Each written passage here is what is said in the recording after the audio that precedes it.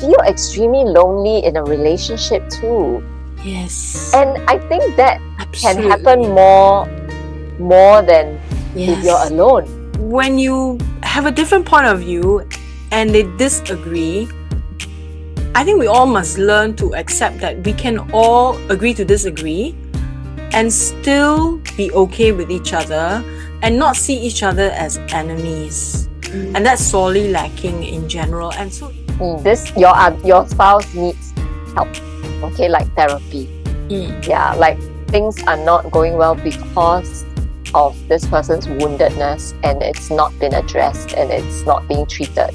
Yeah. The loneliness while you're in a relationship is a very tough one. It's not the same as like, oh, I don't have anybody. So the big topic of divorce. Yeah. Maybe, I don't know. Well, you can't talk about divorce without talking about marriage, I guess, right? Yeah. I mean, it came from the fact that people were married before. And I suppose there's a million scenarios why it happens. But I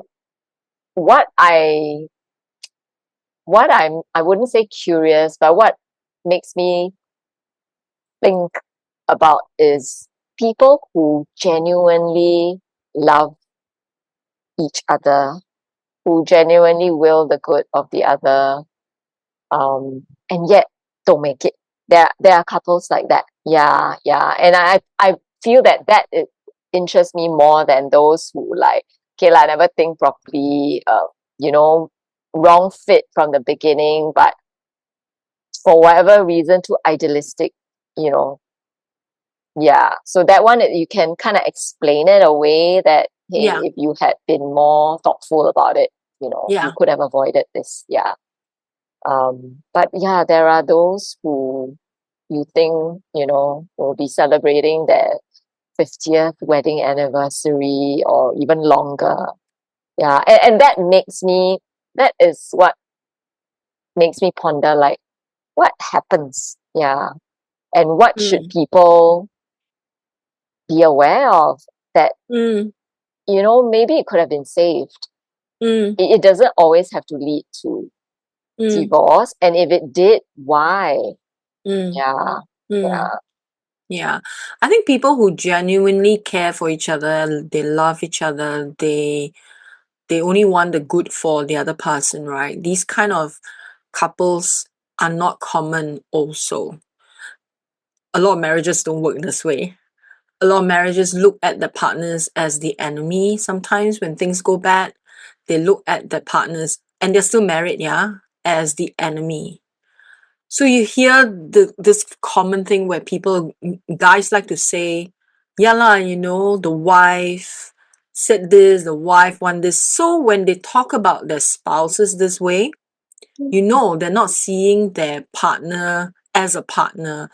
The partner becomes an enemy, and amongst their friends, I'm with you, my friends, this group, my wife is an outsider. Immediately the wife is put on the outside already. These kind of marriages, far too common.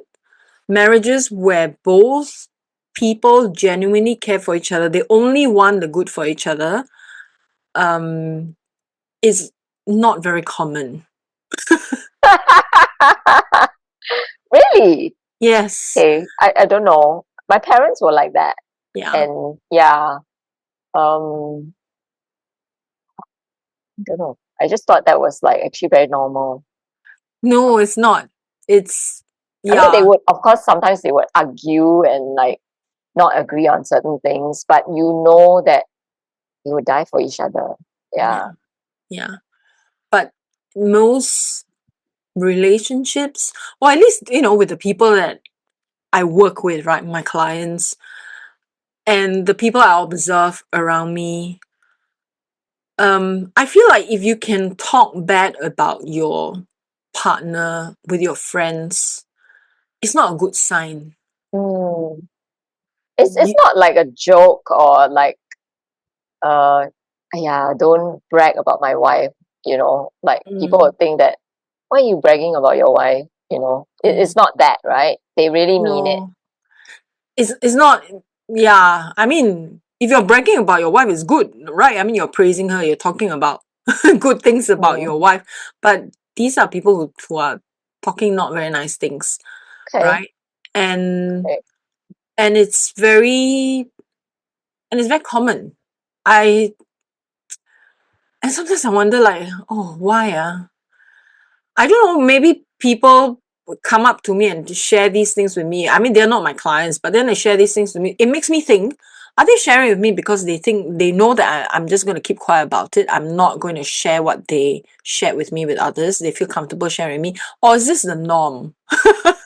is this what they do with other people? Do they share their stuff with other people? So it's very hard for me to sometimes decide.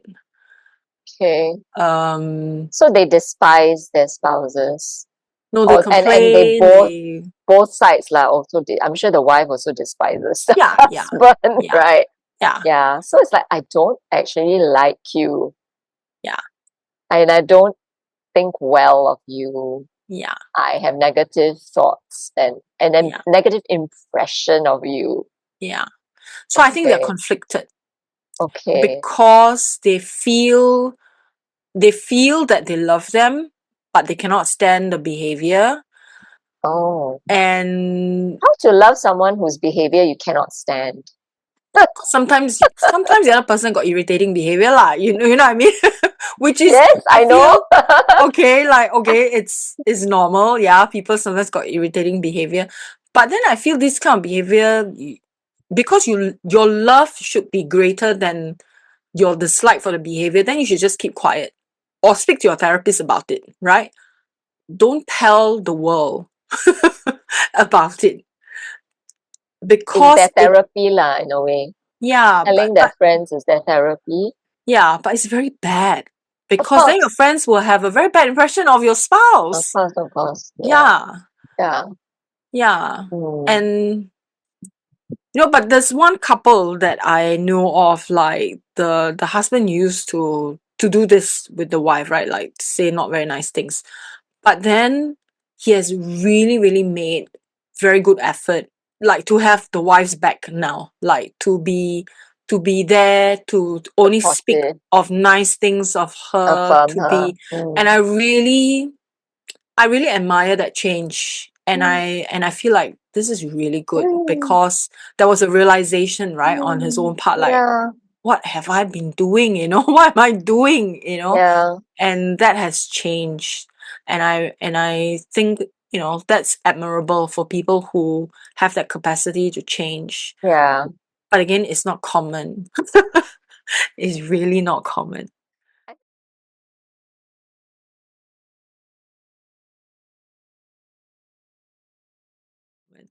I think that needs to happen for a marriage to work and thrive. Mm, Yeah, and be for healthy. sure. Yeah. It's like, even if I disagree with you on certain things that may very major, but I still think very well of you.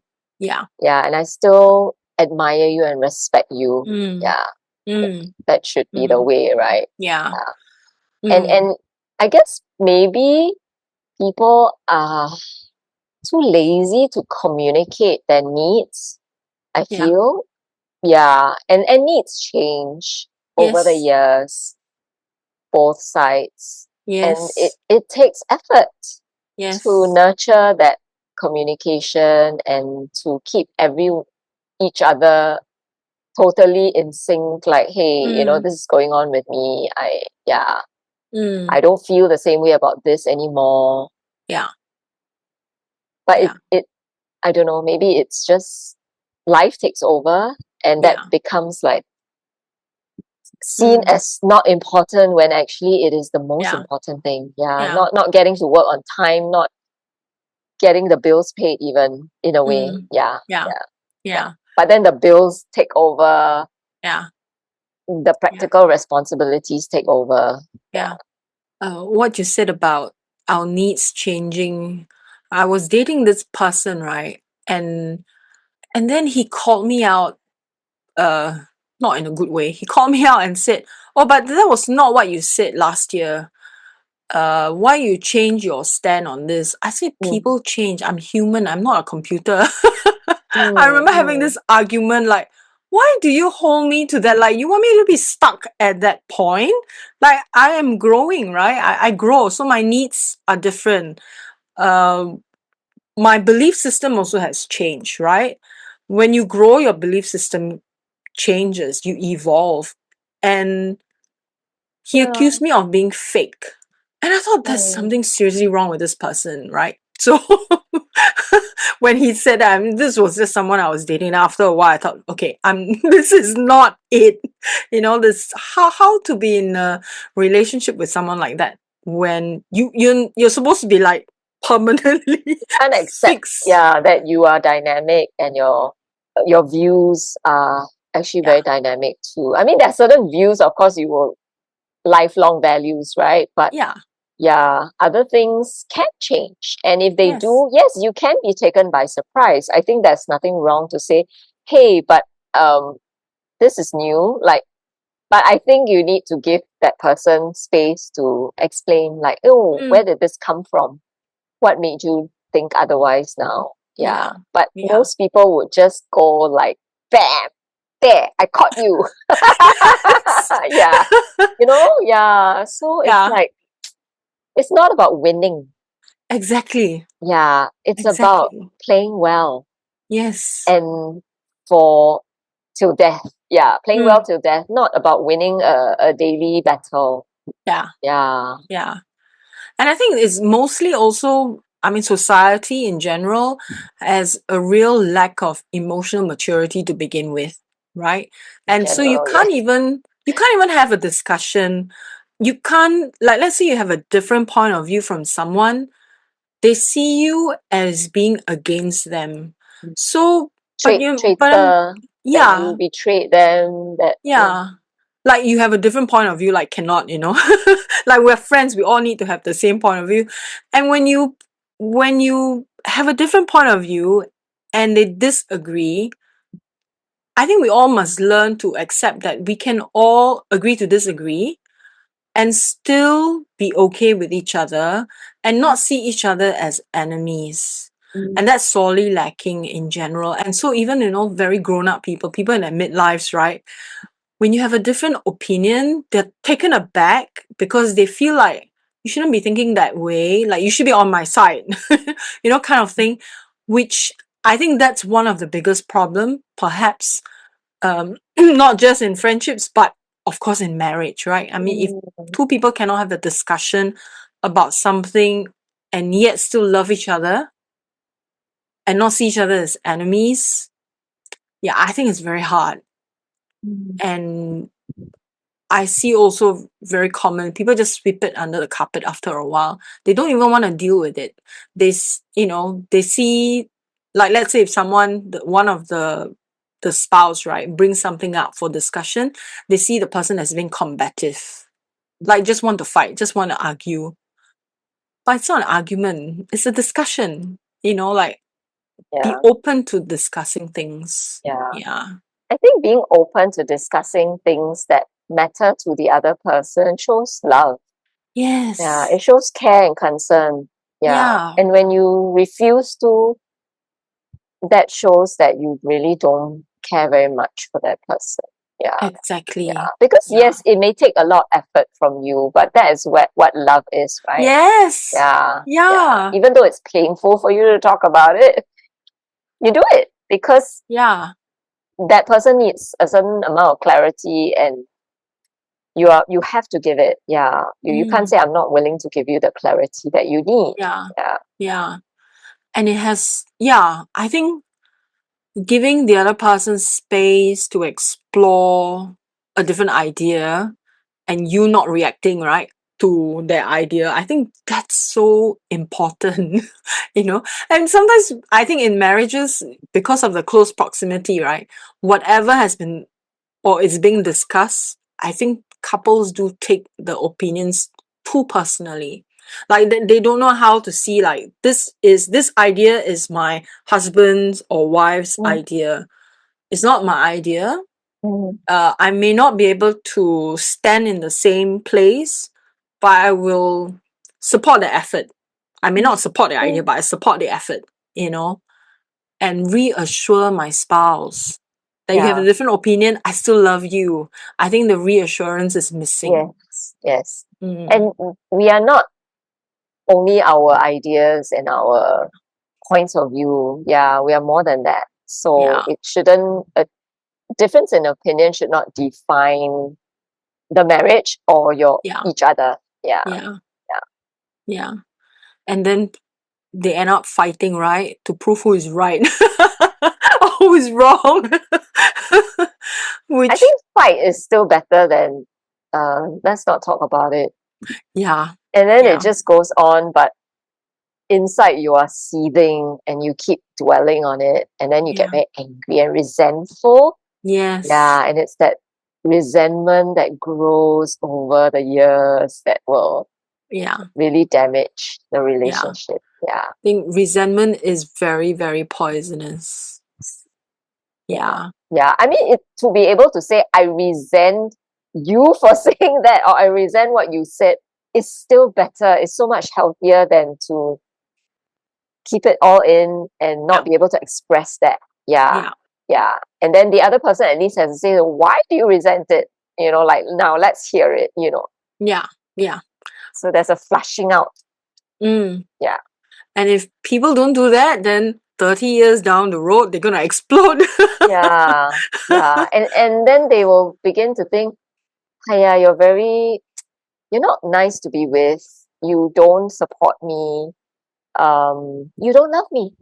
So when someone else pops into the horizon, it's very easy to stray also. I'm not saying it's right. Okay? I'm not condoning affairs. Hello, everyone. But it's the reality. Yes. People are made to love and to be loved. And if they don't feel they are being loved by their wives or husbands, they need to search for that love. Yeah.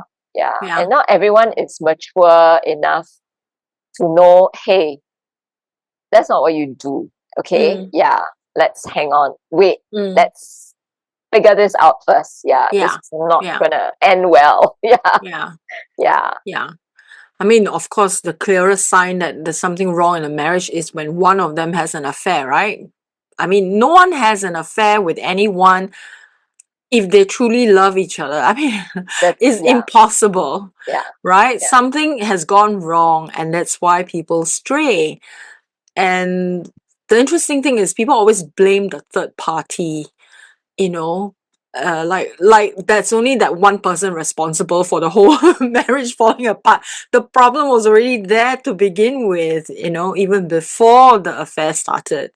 So I think that acknowledgement is difficult for people. They don't want to admit to themselves that something is wrong in the first place. Yeah.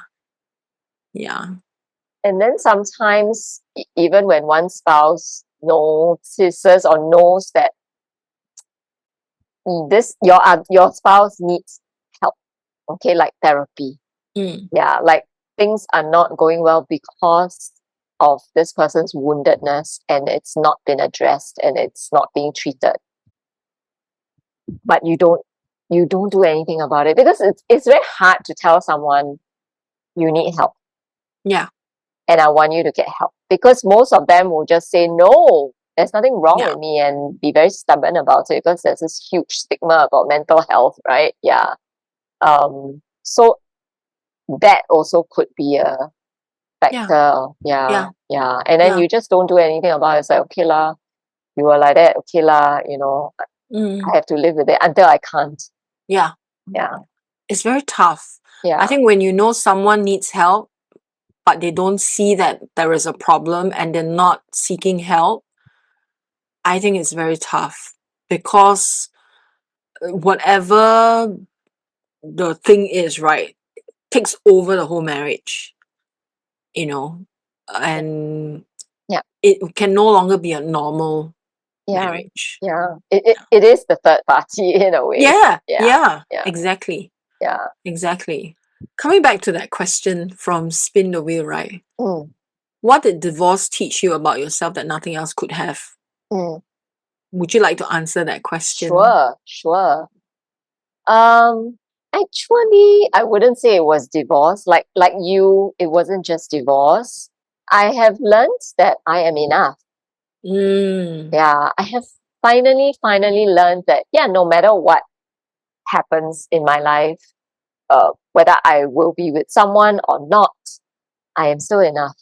Yeah, it's not half and half equals one. Yeah. It will always be 1+1.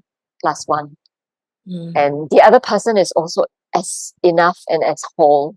Yeah. That's what I actually learned from having come back to God. To have a proper relationship with Him, to learn that I am His child and I've made you completely whole. I don't make things that are broken. Yes. Yeah. And yes. you are perfect the way you are. Yeah. I mean, not to say that you are perfect in that way, but you are perfect to do all the things that you need to do to have eternal life, to have a glorious eternal life. Yeah.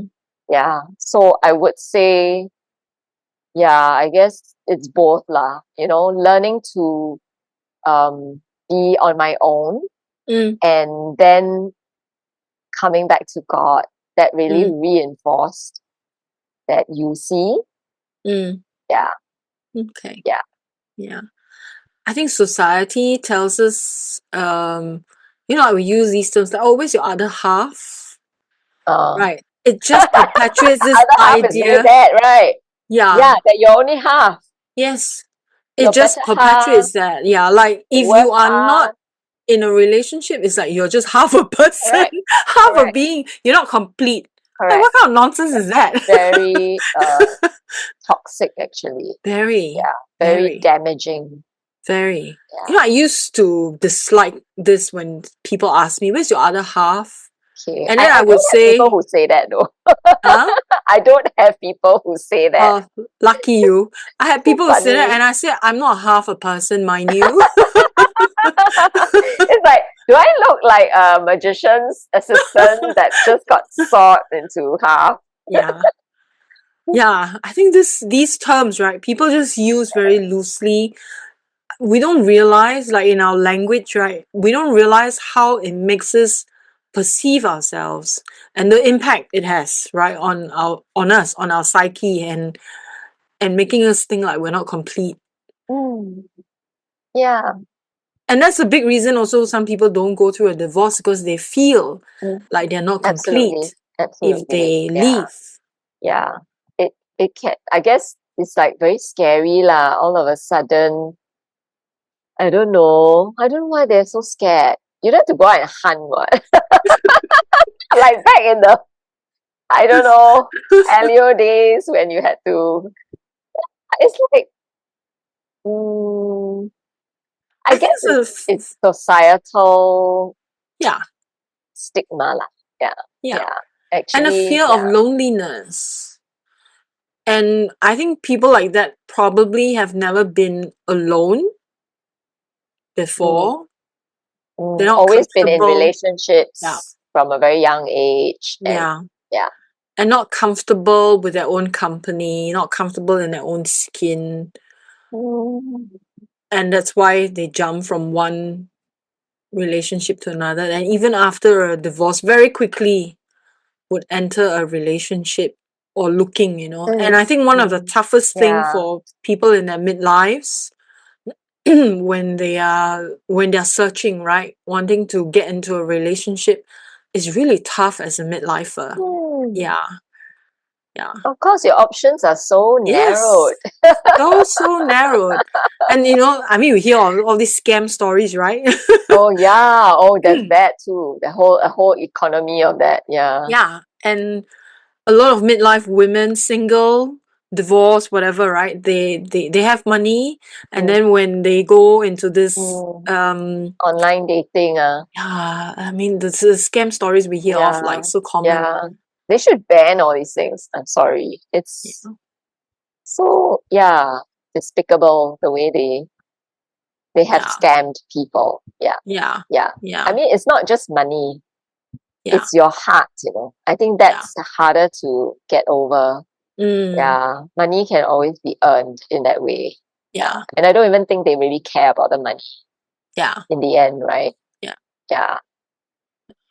Many of these scammers play the long game.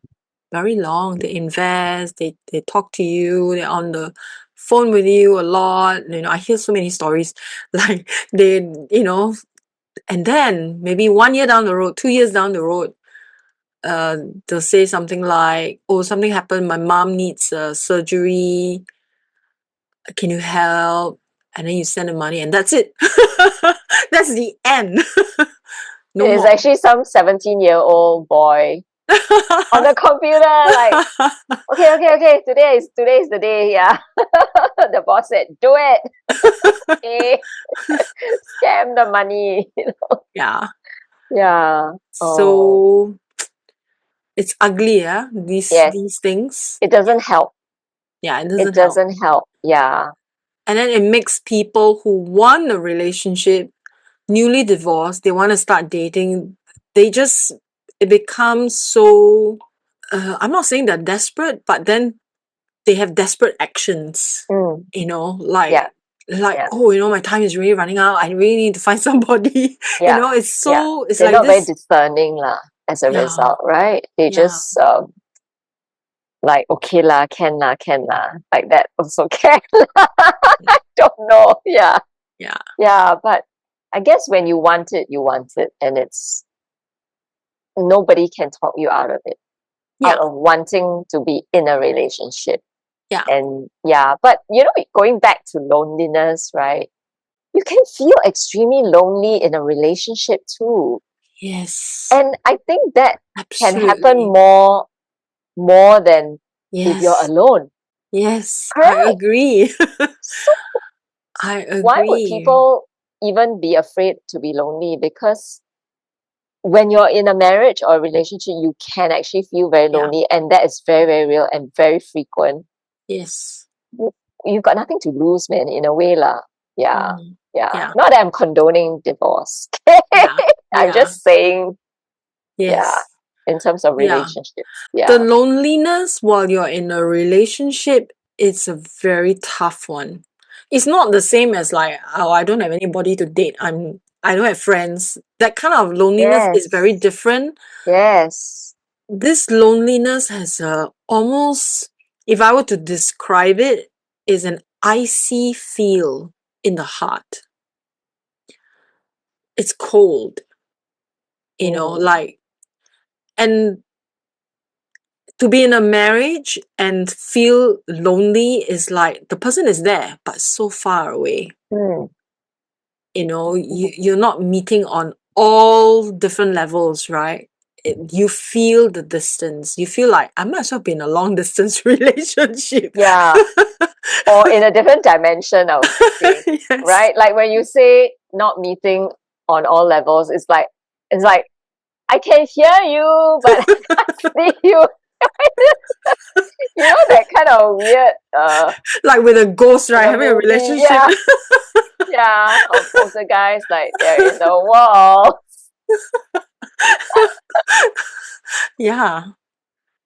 Because there are walls separating you and the other person. The walls are real. And the invisibility.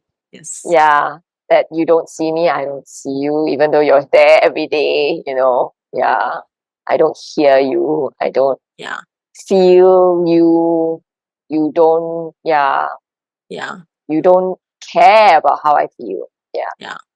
It's very sad.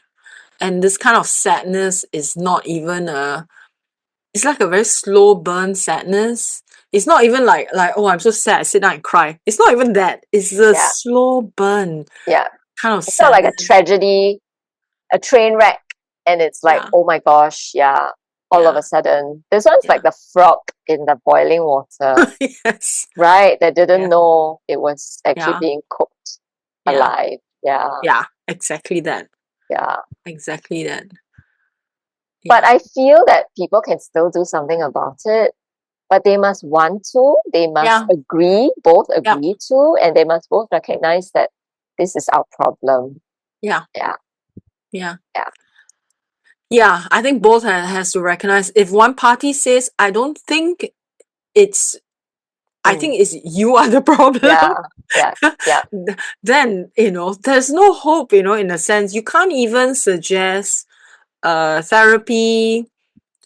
And I mean, in my experience, I suggested therapy, and after 1-2 sessions, he decided that I don't want to do this anymore. Then, of course, all kinds of questions come in, like, okay, what do you mean you don't want to do this anymore? Like they came together as a couple or one by one? No, I'm talking about my personal Oh, personal okay. experience. Yeah. So then I asked him, what do you mean by you don't want to do this anymore? Like, Okay. do you just want to stay married but Don't need just to work pretend? on it. Yeah. Yeah, or Don't just need to work on pretend nothing Yeah. else is, Yeah. there are no problems, we just exist? Or Yeah. you don't want to do this, you don't want to see this therapist, do you want to see another therapist, so all kinds of Very questions come in. vague. Very vague. Very vague. Yeah. Yeah. So I know, I mean, ultimately we didn't get anywhere lah. Yeah. I guess it's like, your house needs repair, but you don't want to do anything about it. The roof is Yes. leaking, there's mold on the walls, Yeah. Yeah. water seepage. Yeah. Yeah. Yeah. But it's like, can still live what? I mean, you Yeah. can, technically. Yeah. Yeah. Just maybe don't go into that room that Yeah. has the black mold. Like, Or don't go there. or worse still, the person may tell you, like, you are the one who created the mold, so you go and fix it. You go and fix the roof. You created the leak. Yeah. It can go that way too. Yeah. Yeah. Yeah. Which then, is hard. Very, very hard. Yeah. Do you think that when couples have very diverse interests, that can be that should tell you, okay, don't even get together. Do you feel that? No. I think two Right. people can be very, very different, have different interests, but if they love each other, they care enough for each other, they may not be like 100% interested in what the other person is doing, may not go for the events or whatever, but to take an interest that your partner enjoys this thing, and these things give your partner joy, you should support that.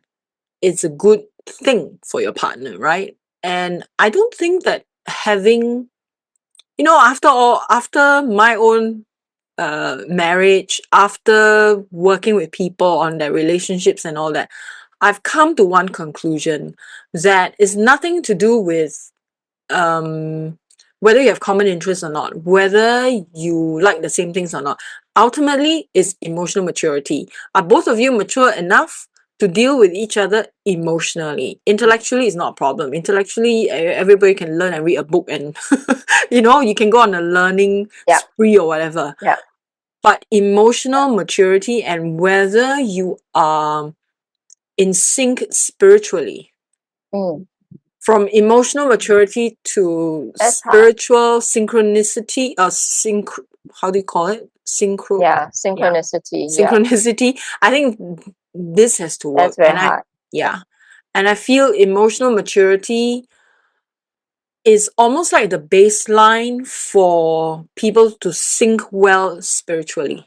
If one person is immature, no matter what your spiritual beliefs are, even if you go to the same church or same religion, right? It You're not doesn't gonna mean, you're not going to connect because of the lack of emotional maturity. Ultimately, is that. And if people can have that maturity, they will be able to give each other space for each other to explore them, their likes, their dislikes, allow the other person to grow and celebrate the other person for their growth, be there like a cheerleader, and vice versa, right? Do it for each other. I think then it makes the marriage successful. Yeah. But instead, people just tear each other down. It's just, oh. Yeah. Or it's like, I don't like what you do. I don't, yeah. It's like, I don't get it. Yeah. I don't get you. So once you don't get that person, then it's very hard lah. You can't even connect, right? Yeah. It's hard. I had a spiritual teacher who was a spiritual psychologist. He used to say this, that couples should compete with each other, but the competition is about who wants to treat the other better. That's a nice, that's a nice way to frame marriage. Yeah. Or even at any relationship, or even a friendship. Yeah. You want to compete like, I am going to treat you better than you treat me, like that kind of. I love you more. Yeah. A friendly competition. I think I still have a chapter of what he wrote about this. I need to go and look for it. It's very powerful, what he said about this. He has passed on. Oh. Yeah, passed on about 20 years ago. Yeah. And so, yeah, that has stuck in my mind. It's such a good way to look at marriage. Yeah. It's the opposite of holding back. Like, okay, tit for tat. You didn't do that for me. I told you to do that. You didn't do that. Okay, so now you owe me. Yeah. Yeah. And then there's this like argument about, who did more in whatever, who gave more. I think that happens when resentment builds because maybe one person is the one playing the game of I'm going to treat you better than you treat me, but then it doesn't come back. It's not equal competition. It's not like the ball went over but now came back there. Yeah.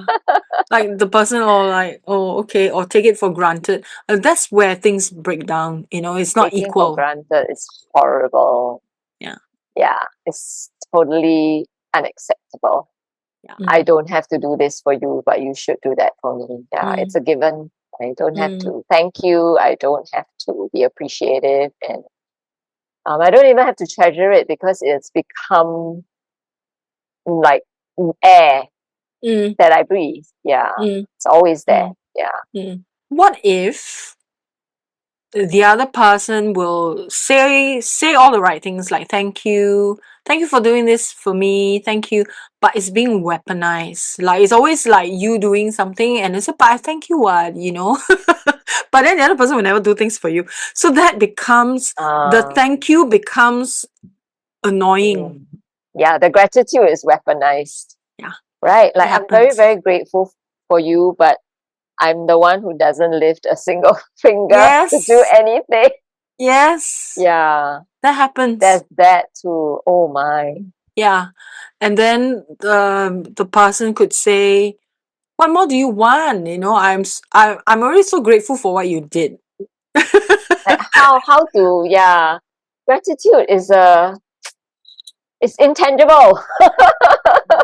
No, I disagree. I think love can be shown in very, very tangible ways. Yes. Yeah. Yes. And if you use that as an excuse, then it's a cop-out. You don't love that person. Yeah. Yes. You basically don't love the person. Yeah. And I think it's very painful to realize that when one party realizes that, oh my partner actually doesn't love me. Is a painful realization. Yeah. And this has happened for, many couples who, when the relationship break down, at the beginning they get very desperate, like they want to save it, right? And it's, but I love my partner, I love my spouse, blah, blah, blah. But then after we unpack things, right, you realize, one of them will realize suddenly like, oh, he never loved me to begin with. That's very, very painful process. Very, very painful. They just feel used, not loved. Yeah. Right. Yeah. Like you work for my life in that sense. Yeah. And then there are those who, because you've decided, okay, this is it. I'm not taking it anymore. Then they start begging and, making promises that you don't think they can keep, Yeah. Yeah. Yeah. Yeah. That, like you say, it goes back to emotional maturity. Yeah. Yeah. Before I got married, right, I was in a relationship with this person, and of course taken for granted, blah blah blah. This was like, so long ago when I was still young. But then when I called off the relationship, I said, I don't think this is gonna work. Then he suddenly like said, okay, I'm gonna put in more effort, and I promise. I said, no, I already decided, I don't think this is gonna work. And then I think that was maybe in the middle of the year. And then what he said next really surprised me. I was like, huh? I was speechless. He said, don't break up with me now. Break up with me at the end of the year. He said, I'm not ready. I'm like, how do we Wow. go back to that? How? Like, I already initiate the breakup. You tell me to break up with you only at the end of the year when you are ready. It's There's no like, such don't thing. resign now. I need to find a replacement. It's Yes. like your boss telling you, hey, don't go yet. Can you extend your Yes. let me find someone else first. Then you can go, okay, safely. It was crazy. It takes all kinds, I guess, Yeah. to Yeah. um Yeah. It's just so weird. but I had a savior messiah complex, I think, when I was much younger. And so my relationships tended to be, well, I would say the two major ones. The ones when I was very young, it's just whatever, puppy love, right? Um but even then there were those signs that I tended towards people who were very wounded. I don't know why. It's like, why would I even do that? I don't even like to deal with people's nonsense. Honestly, I'm very pro convenience. But for whatever reason, I became very attracted to a certain woundedness in people. Mm. Yeah. Yeah. It's like almost seeing it as something very special about you. Mm. Yeah, it's like that three-legged cat, or, that blind dog. I don't know. Yeah. And that's actually very, very detrimental. Yes. Yeah, because you can't handle it, no? Yeah. You can handle a three-legged dog. That's Yes. fine. It's a dog. Yeah. Yeah. But a person who is very, very broken, Yes. if you cannot, you You cannot just cannot. go and like, oh, Yeah. yeah, You let's can't get love together. them I into can love healing. you. I used to think that I can, my love is enough to heal Yeah. you. Um, I I have a happy life. I have a happy family life. You'll be fine. Like, come to us. Mm. Yeah, I tended to have that. Yeah, Mm. and I guess that reflects emotional immaturity. Mm. Yeah, Mm. yeah. But Picking up strays. correct, correct. I do that. Yeah. I did that. Yeah. Yeah, yeah. It works well for animals, not for Correct, humans. correct. Yeah. Yeah, Yeah. and it's like picking up a I don't know, some weird mutant tiger that you think is a very cute cat, but actually it's not. No, then later on you cannot handle. You cannot Yeah. handle when things are full blown because you're both fully invested. Yeah. And then you're like, oh my gosh, Yeah. how am I gonna deal with this deep, deep Yeah. childhood traumas that I have no way of helping you? Yeah. And then Mm. I have to just run away. Mm. I have to abandon, because if not, Mm. you'll be mauled to death. Yes. Yeah. So in the end, it became like okay, I cannot, I have to survive. So Mm. I go. I keep Mm. you in this cage and I go, Mm. Yeah. Mm. Yeah. Yeah. So Yeah. it's It awful. it Yeah. comes from good intent, but it's hard. It's very hard. I Yeah. feel people with um very deep wounds in relationships, they'll be very destructive Mm. to the marriage, to the relationship. Yes. Yeah. Yes. And usually, yeah, I mean, the destruction is so, I feel it's emotionally violent, Mm. that is just, Yeah. yeah, Yeah. you, Yeah. you, you, like, you don't see the bruises, but the bruises are there. Yeah. Yeah. Yeah. I guess thankfully I don't have childhood trauma, and I guess the resilience, the still coming out in one piece, uh, was because of that. Yeah. Mm, Yeah. And I have mm, family, yeah. yeah. So, but it Mm, was actually very scary to think that yeah. uh a lot of, yeah, Yeah. like what did I get myself into? Yeah. Could be the Catholic upbringing to save, to help people, right? Very. Yeah, but you don't have to marry them. You can help them. You can journey with them. You can, like help them in a Yeah. way that, yeah, Yeah. yeah, But then, when you were young, you don't know any better, right? Because people always say love is the solution to everything. But no lah, we know is more than that lah. yeah, That's a very easy to yeah, say love is the solution to everything, but it takes a lot correct. more. Yeah, But then, as young people, we have this false belief that we can love someone. into wholeness. Yeah, Yeah, into it health. cannot. And Yeah. actually, we're not doing them any favors No, by we're not. marrying Yeah. them. Yeah, Yeah. because then, yeah, yeah, Mm. You get dragged into it. My my situation's quite different from yours. I think because my own wounding, right, just makes me attracted to people who are also wounded, like equally wounded, but not realizing it okay. because the It's other like you see a person. kindred spirit almost. Sometimes, when people go through, like, you go through emotional trauma when you're young, it's almost like you feel safer with people who would traumatize Who you. oh, because maybe they understand trauma No, because because that's your ah, default. okay, That's how you grew up. something So you that's you your know. comfort zone, right? And so growing up, then I have realized that our, like, normal people, healthy people are boring, but people with Mm, whatever mm, funny yeah, issues, right? hang-ups and baggage. Like, they seem much more exciting. They're not Right, boring. They're right, exciting. But right. then, like your Like own very stuff and deep. Like they're yeah, very deep. yeah. Yeah. But your own stuff and their stuff coming together is like nuclear. Yeah, Wow, wow. yeah. Okay. Wow. Mm. Yours is a chemical reaction. Oh yeah, yeah.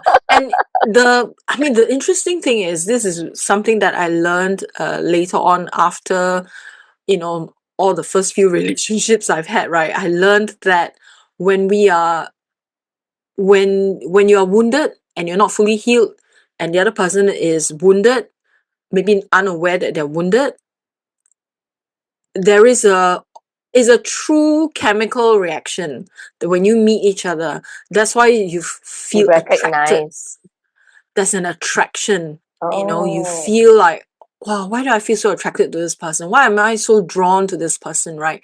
And of course, in your fairy tales, they will say, oh, it's love at first sight. Oh, it's, you must be made for each other, this kind of nonsense, right? So, but actually, it's,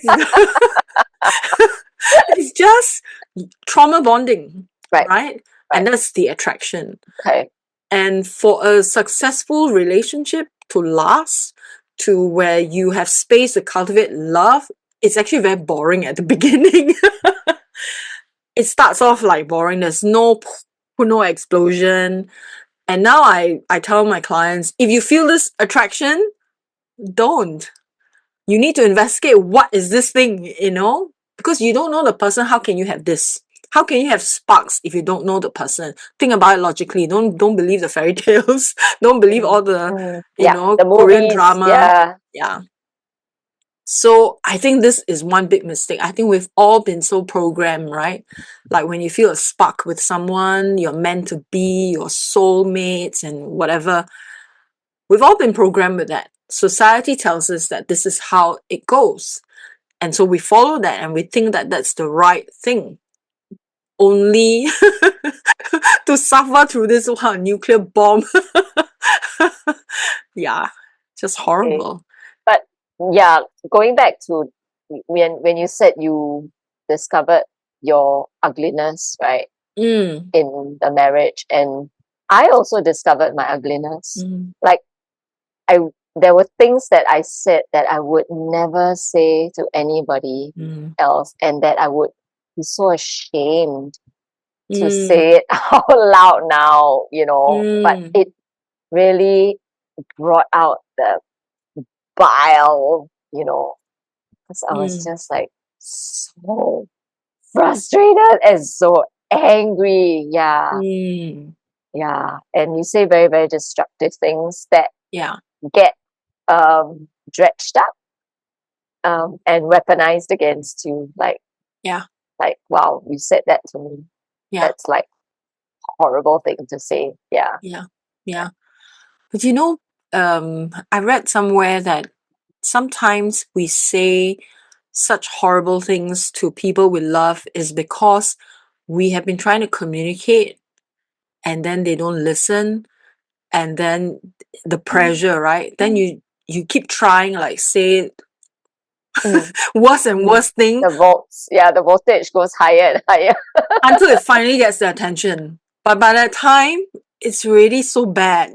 Yeah, It's so yeah. destructive You can already. kill that person with your Yeah, words. yeah. Yeah. But it's usually a sign, like when you're frustrated, and you're trying to communicate and the other person doesn't want to listen or brush you off or gaslight Mm, you or whatever, right?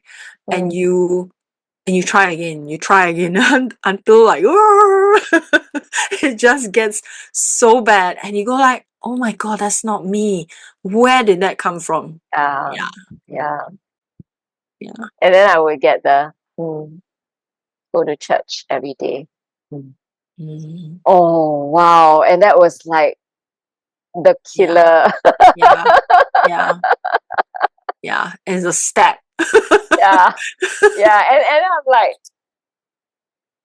I single-handedly gave God a really bad reputation, Yeah. Like, thanks, Sue. Well done.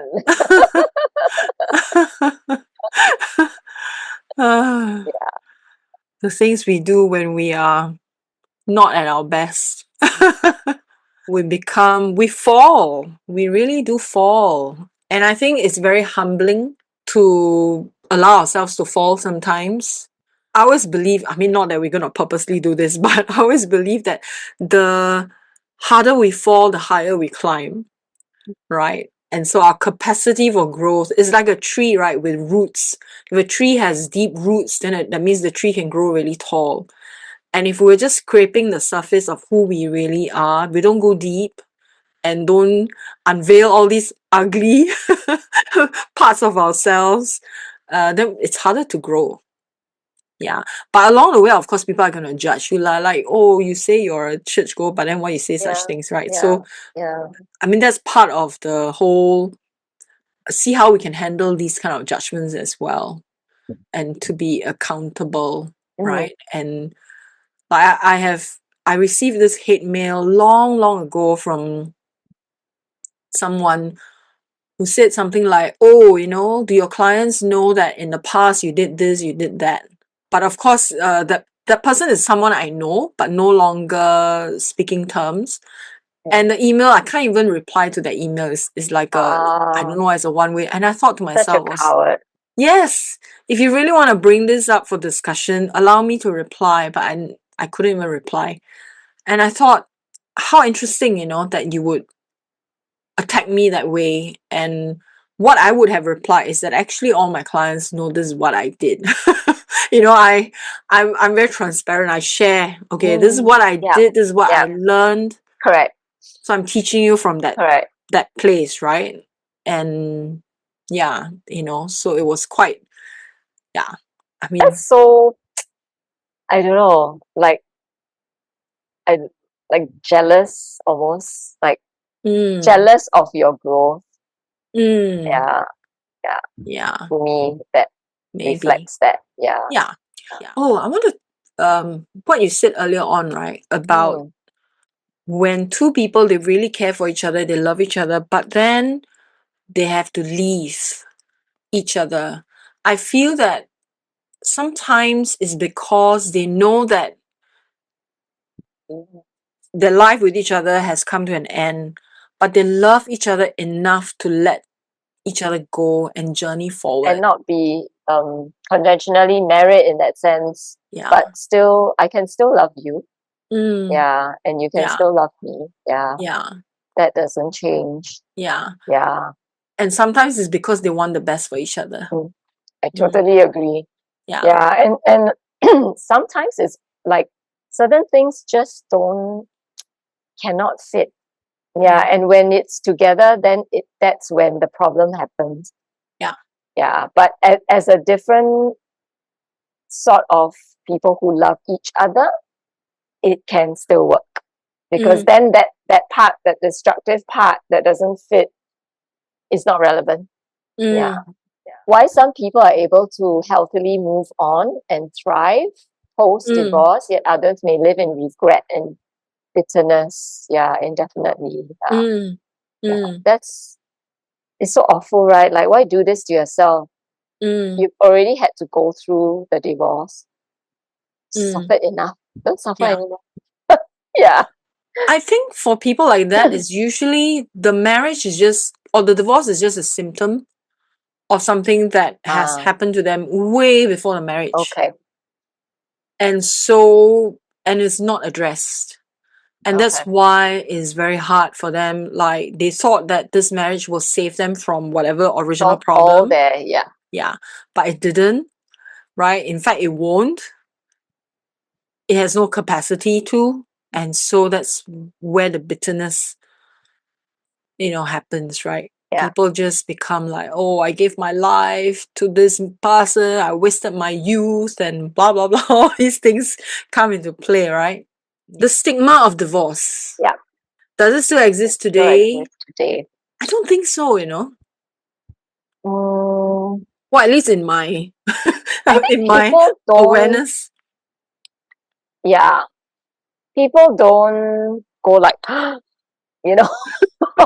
like, bad person, They don't. But you really don't know what they are thinking. Is what I feel. Yeah. Yeah. They may, of course, people whom you're very close to, whom have your best interests at heart, and whatever they express, is true. Yeah. And if they have no stigma about it, that's great. Yeah. But then there are people you don't really know, or don't really know where they stand with you, but they seem to be it's very common, it's very acceptable, but you don't really know what they think. Yeah.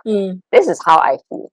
Yeah. With people I don't really know very well, I reserve, their politeness, their judgment. Yeah, their polite judgment, because it could be something else that they're thinking. Yeah. Okay. Yeah. I feel it could be environment as well, because in a more secular environment, right, where it doesn't really matter, it seems very commonplace. Every other person seems to be divorced. But I think if you are in a religious environment where divorce is frowned upon, then that's where you may not know. You're not because sure. They may be polite. It's just polite lah. Yeah. Correct. Yeah. Or they may be shocked, but then they try to hide their shock. Yeah. It's like, oh, no one else is shocked, so I better just pretend I'm not shocked too. Yeah. But actually, I'm very, very traumatized by the whole idea that Yeah, someone from our community is Mm, divorced, you know. yeah, Yeah, yeah. yeah. How does it work in your group? I know that you you belong to several groups or study Ministries, group you mean? or yeah. Um, How do how do you they, mean? as someone who's divorced Okay. and you are In the okay, like I'll just it's not just pertaining to the groups that I belong to, it's the Catholic Church view of divorce. Yeah. So in the Catholic Church, there's basically no such thing as divorce. If you've been married sacramentally, it's been done in church, blessed by God. It's a covenant, mm, and nobody breaks a covenant because the mm, marriage is not just between you and your spouse; it's with God. mm, It's a three-person thing. Yeah. Um, but if you civilly divorce because sometimes people just cannot be together, right? Fine. You can choose to just, okay, just leave it. I'm just civilly divorced. I got married in church. So I know I'm sacramentally still divorced. I'm still married. In the eyes of God, I'm married. I will remain chaste. Yeah. And that's fine. That's perfectly fine because, look, relationships break down. If that person has been abusive to you and your life was in danger, yeah, who knows? Yeah, even emotionally, it can yeah. damage you. Um, the thing is, if you choose to get an annulment, then that's different. Then it allows you, if you get granted the annulment, it allows you to remarry in church again because that first marriage is not even recognized. It never even happened. So that there is church court. There's a tribunal that will decide whether that marriage was actually valid or not. So there Mm, are marriages that say they're not pro-life. Okay, like my first marriage. So you have to explain exactly what happened. How did you meet? When you got married, how were things? Then over the years, what happened? How did the marriage break down? What was the marriage like? What was his family? What is family like? What's your family like? The dynamics. It's a 14-page affidavit that you have oh, to come up with. There are wow. 14 questions, basically. Mm, And the more detail you give, the better, so that they can totally understand what happened. Yeah. So okay. they advise per page, per question, one full page. Give everything. Don't hold back because you don't want them to keep coming back to you and ask you, and then what happened? This part is not clear or whatever. So when you submit that 14-page affidavit, the church court, which is presided over by a priest, a group of priests, they will study it, they will interview you, they will interview your witnesses. So you can have people who know you all as a married couple, family members who are very close to you, uh, and the spouse, the ex-spouse, can also be interviewed if he or she wants to be, to give that side of the story. Yeah, Mm, it's all very mm, fair, and that person can even read your affidavit. So everything mm. is very transparent. So there are certain things that are very clear. If you were not pro-life, it was not a marriage. You were Oh, play acting, because a true Christian marriage is open to life. okay. Yeah. So if you're decided from the get-go, you got married, sure, you live like a married person, but you didn't want to have children and you purposely don't want to have children, then that's not a marriage in the Catholic Church. Oh, So that's actually okay. very easy to annul. Yeah. Uh, Yeah. So I actually got my annulment that way. Yeah. There are a but if you million have of other kids, reasons. but I hear of people who have kids, then they want to get their marriage annulled. It's a bit hard, right? It is a bit hard. It is a bit hard.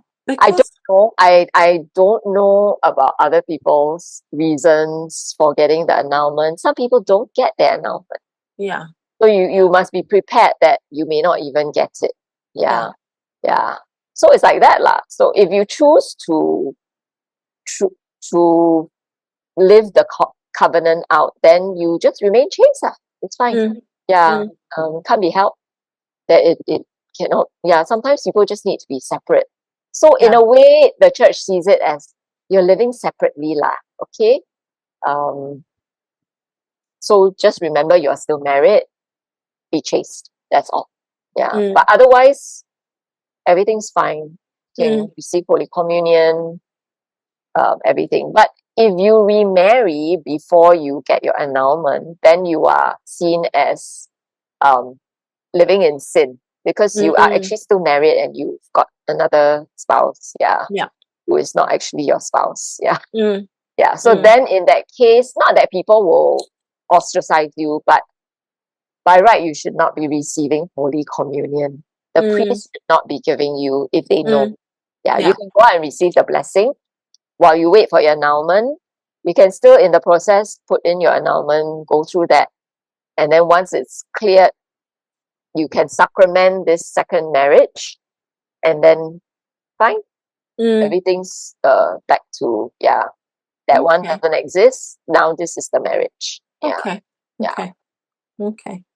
So it's quite clear cut. So I think most people, my circles they're quite evolved in the sense that they know that doesn't mean divorce means like you're Satan or something. It's like it happens. Marriage breaks down, but if you've not gone through annulment, then we know that you're living a chaste life. It's like fine, and even if you don't, people can't judge you in the end, God is the judge, right? We also don't know why people do what they do. You don't walk in their shoes. So it's accepted, being divorced.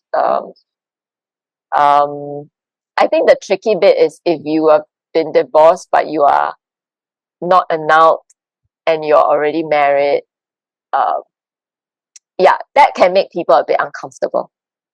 Because unless you leave the church entirely then. But you don't have to, you see. You don't have to. You should still keep going worshipping, because you shouldn't stop worshipping God just because you've committed adultery, so to speak. It doesn't mean that, but you should work towards the annulment. And if in the end you don't get it, look, if you've already married this person, you also cannot tell that person, hey, I think we got to break up I mean, what kind of love is that? Do you know what I mean? So I think it's a very, very grey area. I guess that's why they also have this support group called Begin for people with struggles like that. Like I tried to get the annulment, but I didn't. So, but now I have a new marriage and I have children. Some people have children with a new marriage. Then what? What's going to happen to the children? Of course not. The church would not want to break up a family. That's so anti-love. Yes. Christ, right? Yes. So it really depends. I mean, if you're single and they discourage you from starting a new relationship unless you've annulled it. If you haven't annulled it, please don't. And if you don't intend to annul it, then please don't. Just be chaste. And you can annul it anytime, right? You can annul it anytime. There's no time period. It takes about 9 months, the process. A friend of mine from long time ago, she has 4 kids. So at that point in time, the kids were still kids. And her husband then wanted to annul, because they're Catholics, right? Wanted to annul the marriage because he was going to marry someone else in church. So they were divorced, but they have 4 children. Okay, and of course he wanted to remarry lah. But my friend said, no way, I'm not going to give you. So they have a right to object. Then what if you annul them? What, the 4 kids mean nothing? She was quite. I mean, it makes sense, right? If you annul, it's like saying your 4 kids don't exist. She has a point. That they are illegitimate. According to, if she does that, then according to the church, the kids are like, All Correct. So, but I don't So think he couldn't go through it lah. Yeah. Because she didn't allow, she didn't agree to it. Yeah. Okay. So the second marriage, I don't think, they couldn't go through I'm not sure whether they married in church in another part of the world. I have no idea, but or under another church, you know what I mean? Not necessarily Some Catholic. people do that. Yeah. Yeah. Yeah. Yeah. Yeah. Yeah. Yeah. Okay. Yeah. So that gets quite complicated, right? It does. Yeah. Then I think, she did absolutely the right thing to not consent to it. Yeah. Yeah.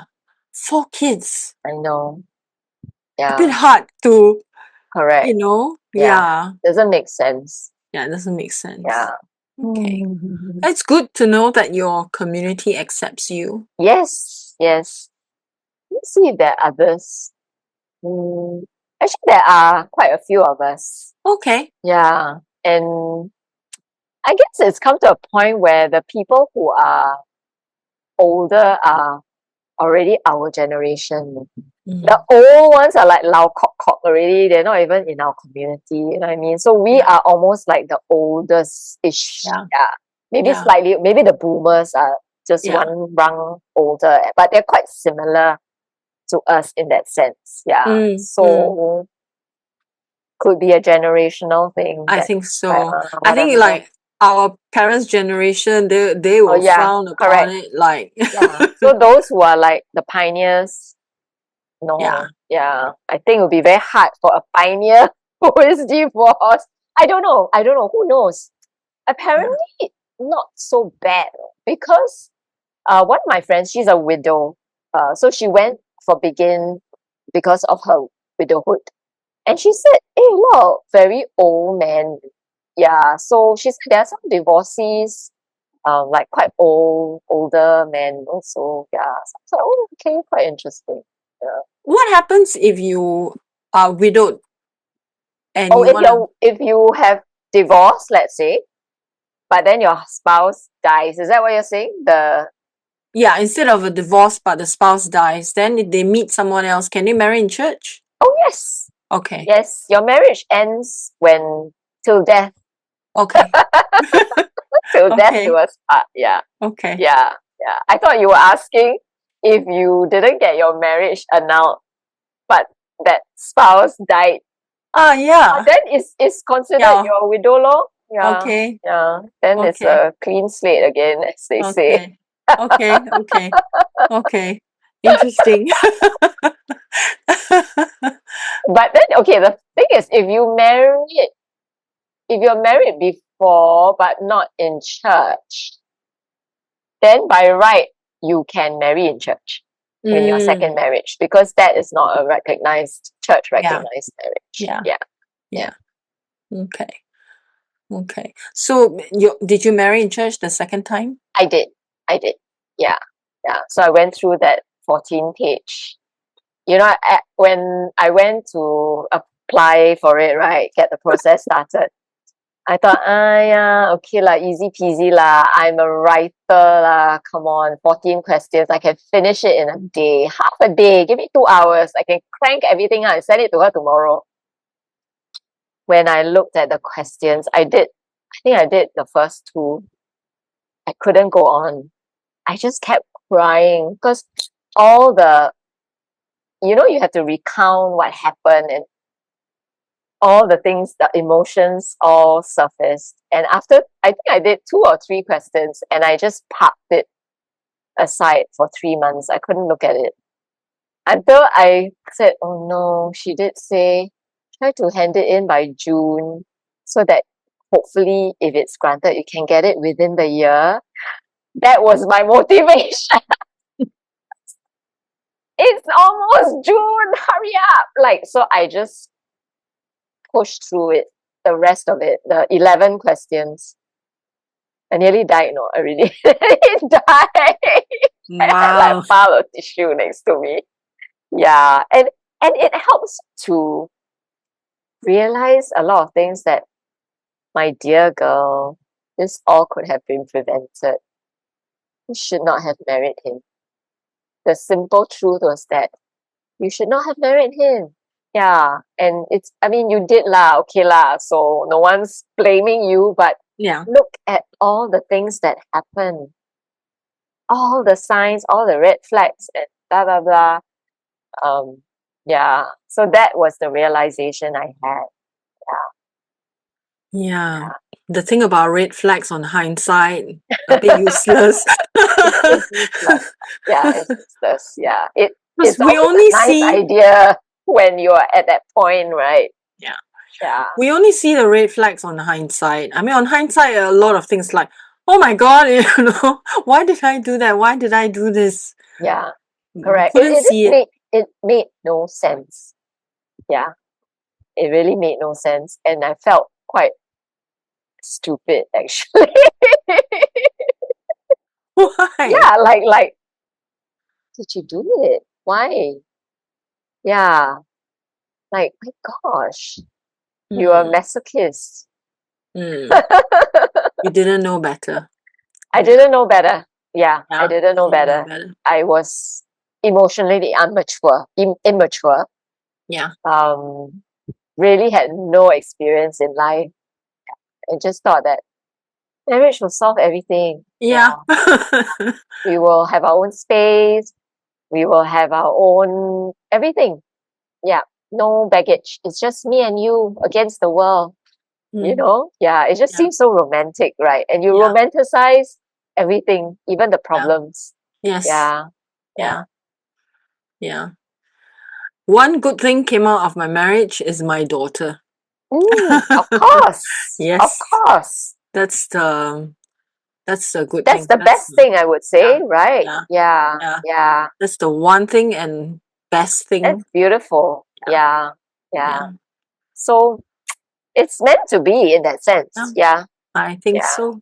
Yeah. I think so. Yeah. She was already made, formed, and like just waiting to be sent out. Yeah. Waiting to be sent out. It had to be you both, to bring her into this world. So I think it's never for nothing, I feel. Even the difficulties, the suffering, the trauma, oh my gosh, I'm so stupid. Everything just makes us better people. Of course. It should, hopefully, make us better people. Yeah, I mean, ultimately, we should learn something from it, right? It'll be a waste if we don't learn anything from it. Or it'll be a waste if we don't become better people. Or deepen our relationship with ourselves or our spiritual journey. Correct. And I realized that actually the people I picked to marry, they are better friends we are better as friends than as husband and wife. I've come to that conclusion that we actually can support each other better in a sense. And we can understand each other better. And we don't hurt each other. In the way that we did. Well, so people listening, if you are, we're not condoning divorce. No. But we're not condoning suffering either. Abuse. Abuse. Definitely, we do not condone abuse, and you should not accept abuse. And for sure. Anything else, I feel, if both are willing. And when it works, it will be so good. When a marriage that's like stumbling is repaired, it will be so good. You'll come back stronger for sure if both are willing to work on it. For sure. Thank you for being open. You too.